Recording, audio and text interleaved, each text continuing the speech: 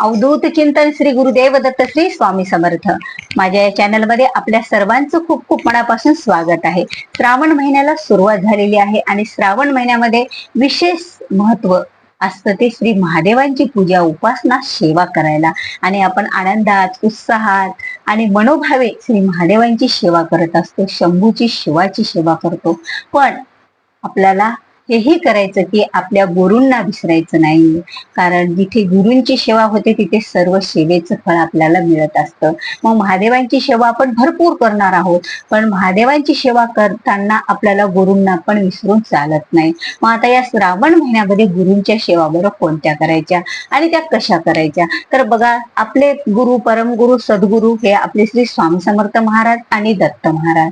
आता दत्त महाराज आणि स्वामी समर्थ महाराज तर यांचे पण आपण सेवा उपासना करू शकतो या महिन्यामध्ये. तर बघा, आपण गुरुचरित्र पारायण एरवी कसं करतो तसंच या श्रावण महिन्यामध्ये सुद्धा आपण गुरुचरित्र पारायण हे करायचं आहे. पण गुरुचरित्र पारायण करताना जे नियम आहेत हे तुमच्या सर्वांनाच माहित आहे. तर असेच नियम करून आपल्याला हे पारायण करायचं आहे. पण ज्यांना शक्यच नाही की आता आम्हाला गुरुचरित्र पारायण करणं एका महिन्यात सुद्धा आम्ही 7 दिवस कुठले काढू शकत नाही किंवा आमच्याकडून होणार नाही, तर तुम्ही या महिन्यामध्ये शक्य होईल तेवढे 14 दिवस 14वा अध्याय, 18 दिवस 18वा अध्याय गुरुचरित्रातील, किंवा एक पूर्ण महिना किंवा 21 दिवस जसं तुम्हाला जमेल तसं 14वा आणि 18वा अध्याय आपल्या घरात दररोज वाचन करायचा. तर आता याला कुठले नियम आहेत का? तर यासाठी बघा नियम आहेत आपल्याला. फक्त मांसाहार आपण करायचा नाही आणि आपले मासिक धर्माचे 4 दिवस 5 दिवस आणि आपण जे सुतक वगैरे जे जसं पाळतो दुसऱ्या देवी देवतांची सेवा पूजा करायला, तसंच आपल्याला हे पण करायचं आहे. फक्त गुरुचरित्रातले जे नियम असतात की परान्नव्रज्य, किंवा आपण बेडवर गादीवर झोपू शकत नाही, जमिनीवर झोपावं लागतं, किंवा पायामध्ये आपल्याला चमड्याची चप्पल वगैरे घालायला जमत नाही, किंवा आपण एकच अन्न खाऊ शकतो, एकच आहार आपण घेऊ शकतो.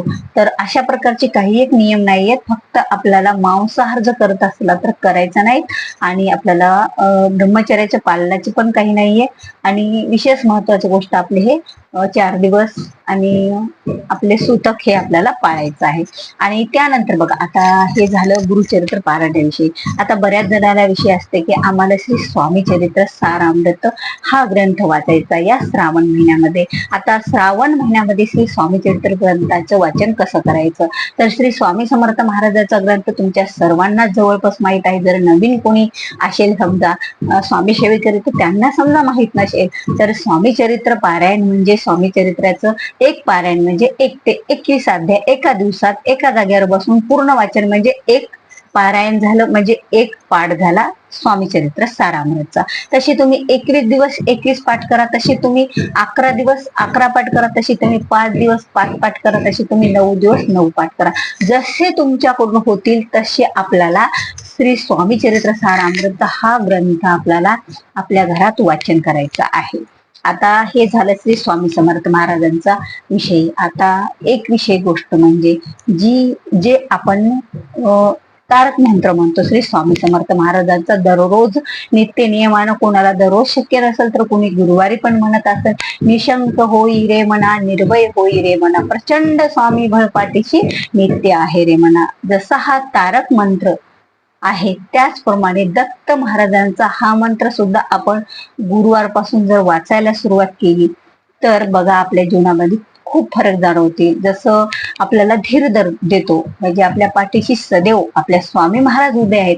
आपल्याला हा तारक मंत्र म्हणल्याच्या नंतर, ऐकल्याच्या नंतर वाटतं, त्याचं तीर्थ घेतल्याच्या नंतर वाटतं. त्याचप्रमाणे दत्त महाराजांची सुद्धा हे एक छोटाशी प्रार्थना आहे आणि एक छोटासा मंत्र आहे बघा, की तो बघा मी सांगते तुम्हाला. उग 1 मिनिट सुद्धा लागणार नाही. 4 ओळ्यांचा हा मंत्र आहे.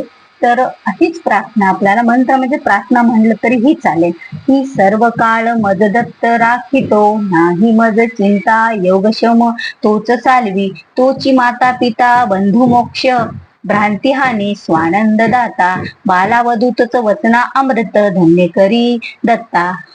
ही जर 4 ओवे आहेत ही आता प्रार्थना म्हणायला हरकत नाही आपल्याला, हा मंत्र म्हणायला हरकत नाही, ह्या 4 ओव्याही म्हणायला आपल्याला हरकत नाही. ही जर ओव्या तुम्ही दररोज म्हणल्या आता काळजी करू नका, मी तुम्हाला ह्या ओव्या डिस्क्रिप्शन बॉक्समध्ये देईल, मी तुम्हाला ही प्रार्थना घेऊन.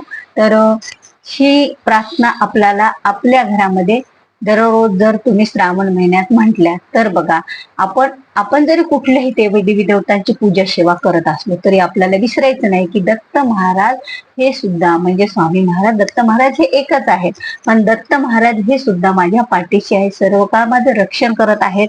आणि आणखी काय, माझं दत्त राखत आहेत.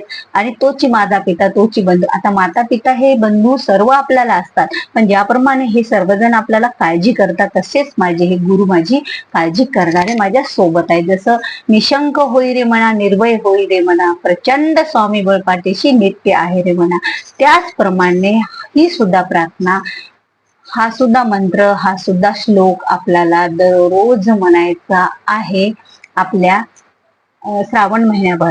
आता श्रावण महिना म्हटला आपल्याला, आता श्रावण महिना म्हटला तर महिनाभर हा ग्रंथ जर आपण 30 दिवस 31 दिवस जेवढं होईल तितके दिवस जर आपण हा श्लोक म्हटला तर आपल्याला तो पाठांतर होऊन जाईल. आणि ज्या वेळेला आपण पाठांतर होऊन जाईल ना, त्यावेळेला आपल्याला तो एवढा लवकर आठवतो की समजा स्वामी महाराज दत्त महाराजांना नमस्कार करायला गेले, मुद्रा करायला गेले, तर आपल्याला तो श्लोक, ती प्रार्थना आठवत असते. आणि तसं तुम्ही दररोजही हा श्लोक म्हटल्या तरीही आपल्या जीवनाचा सार्थक करणाराच हा श्लोक आहे, जो की आपल्याला म्हणायचा आहे या श्रावण महिन्यामध्ये. आता हा श्रावण महिन्यामध्ये आपल्या गुरूंना विसरून आपल्याला चालायचं नाही. गुरु कितीही मी देवी देवतांची सेवा करत असतो तरी गुरुचे पाठबळ माझ्या पाठीशीच आहे, हे वारंवार आपण आपल्याला सांगायचं आहे आणि हा श्लोक आपल्याला म्हणायचा आहे. तर एवढीच ही सेवा आपल्याला करायची आहे. श्रावण महिन्यामध्ये जमतील तेवढ्या दत्त महाराजांच्या, आपल्या स्वामी महाराजांच्या आपल्याला शक्य होतील तेवढे आपल्याकडून सेवा ह्या महिन्यात करायच्या आहेत. कारण हा महिना म्हणजे आपल्यासाठी पुण्याची पुंजी बांधून ठेवण्यासाठीचाच महिना आहे. बघा, या महिन्याला पवित्र मास मानला जातं, या महिन्याला सर्वात श्रेष्ठ मास मानलं जातं. कारण या महिन्यात कुठल्याही देवी देवतांची उपासना करा, त्याचं फळ हे आपल्याला अधिक पटीनंच मिळत असतं. तर व्हिडिओ आवडल्यास व्हिडिओला लाईक करा. व्हिडिओमध्ये तर काही खरंच तुम्हाला आवडत असेल ना तर खरंच लाईक करत जा. तर व्हिडिओ शेअर करायला पण विसरू नका, कारण बऱ्याच जणांना प्रॉब्लेम बरेच असतात.